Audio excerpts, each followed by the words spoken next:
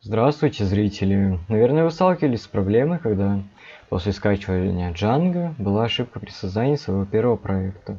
Так вот, я попытаюсь вам помочь избавиться от этой ошибки. В самом начале нам надо будет открыть командную строку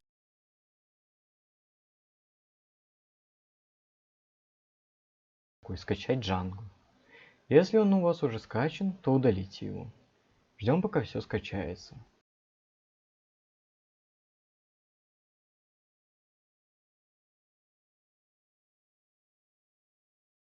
И тут вы видите ошибку. Скопируйте путь, который в ней указан.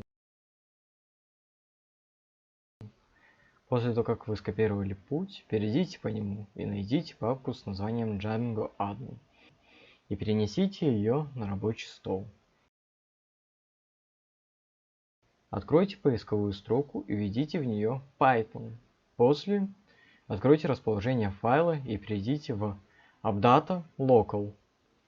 В ней вам надо найти папку под названием Programs. В ней, в свою очередь, найдите папку под названием Python и откройте ее. В папке с названием Python 3832 откройте папку с названием Scripts и перекиньте туда файл Django. А теперь создать свой новый проект. Вуаля! Вы бесподобны!